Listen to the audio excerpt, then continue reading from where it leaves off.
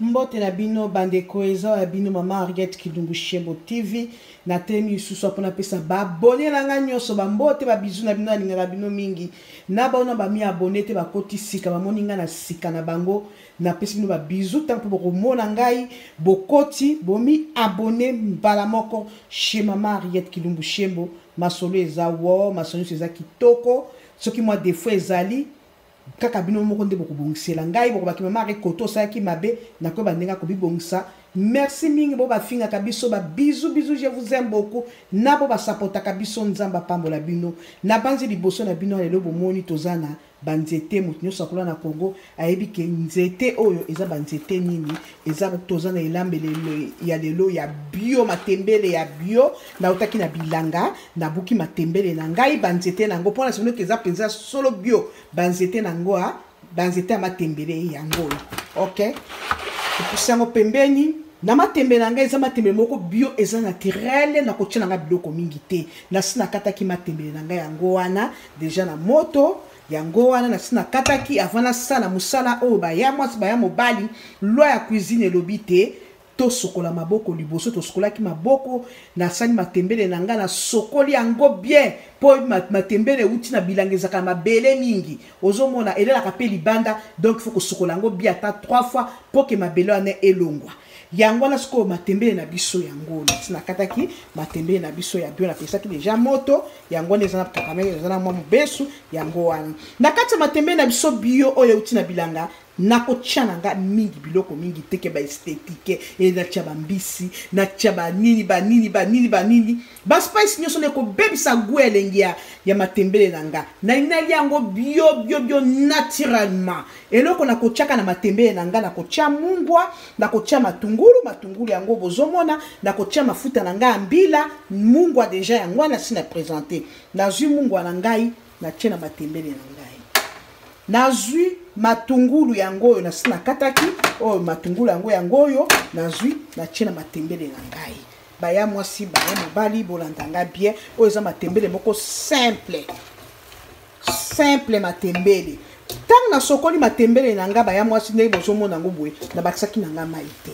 kaka mayo na sokolela ki wana po matembele pe botaka mai matembele eboti mai nango nde toza ko kalinga na tango yo mafuta mbila yango tokotia na za loboko moko baya mwasi bo comprendre ngai nazo fongola mafuta na ngai ya mbila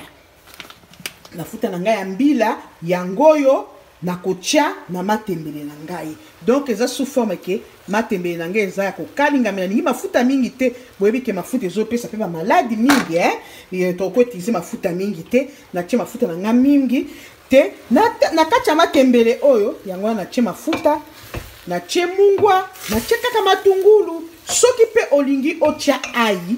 okoki kotia parce que ai ezo aider pe pour la santé na biso menga leo na préfère pe kotia ai telingi nga ko soka basolo ba ai wana te ba ya mwasi ba ya mobali leo na lingi ka matungulu kaka na mafuta mbila na mungwa esili c'est tout siko awa tokota topesa matembele na biso ata ba 10 minutes pambe ko bela nango ya po eza euti bilangiza matembele moko apete matembele na biso ba ya mwasi tokoliango na ninyo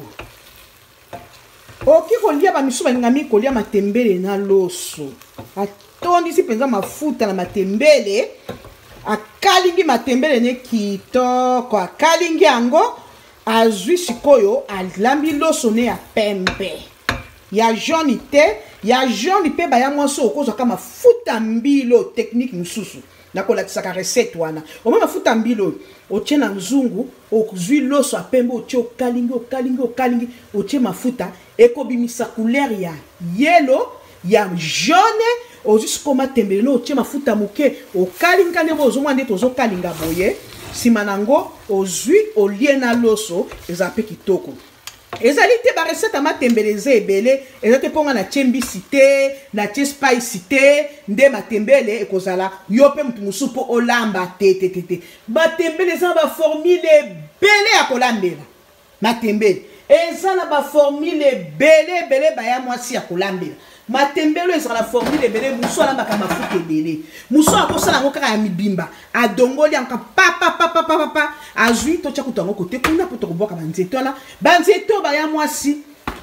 soki bokomi na tango elanga oki kolona biso biso tolona mingi biloko na elanga olio obwa ko bana ko senga na matembele na bandako bato okoso banzeto yo pe tango siko sa matembele no ozu oke kolona matembele ebota kana ngo zango bibota bota oloni ozo sopela mai na yo okosa pe na matembele akolia banzeto baboka kate ngala ko boka mpoto komi na mbula na kati ya mboka na zali na Australie biloko ekauka kata soki na loni eko mate tanke na zala mususu no problème ba bazangi yango soko somi matembele prochainement oyebi ndenge ya kolamba oyebi ndenge ya kolona lona ngona mabele lona ozo ope matembele olia ka yo pe bio na ndako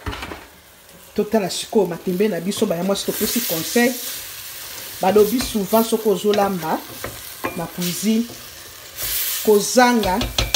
lutu ya libaya te lutu ya libaya eza très important na cuisine ba ya mwasi eza pona bien pona cuisine pona santé na biso surtout na légumes yango matembele toza kobalola banzete na matembele tobi bien oki kolona ozosopelaka mwa mai na yo yo pe un jour okoti na mwa bilanga na yo obuki bio matembele bio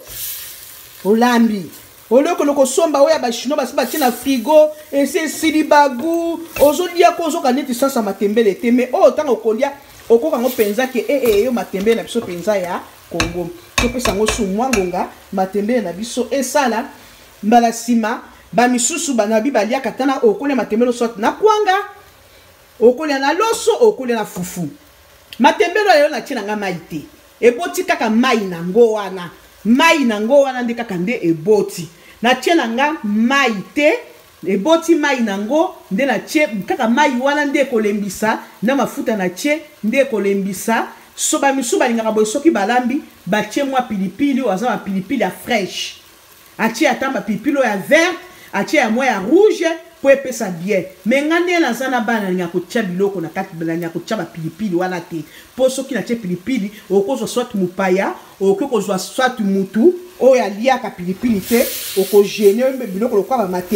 matembele azaka mokonzi ya bandunda ba ya mwasi matembele azaka mokonzi ya bandunda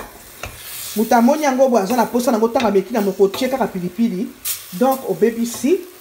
goût ya moninga obebisi goût ya moninga to chango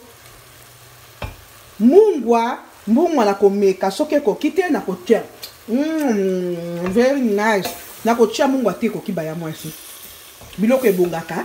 ekota mbungwa ekoka to ekota mbungwa ekoka te po ya kobakisa ba ya mwasi kotia mbungwa te po eleka soki elekita na matembele kitoko ya bio boye otia mbungwa eleka mama so bebisi makambo te obebisi goût kala mingi te matembele na biso yango botali yango bien na kati na zanga moko ata soki nini yango ezo bouger to kobongisa kaka omoni kasi bomoni mai botala matembele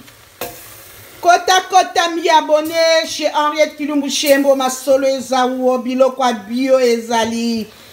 biloko ya bio na tirele uti mala moko na bilanga preve yango banzete yango wana ya matembele euti penza bilanga na kati ya Australie tolonaka mpe na kati ya poto yango matembele ya bilanga ezaka pete mingi yango oyo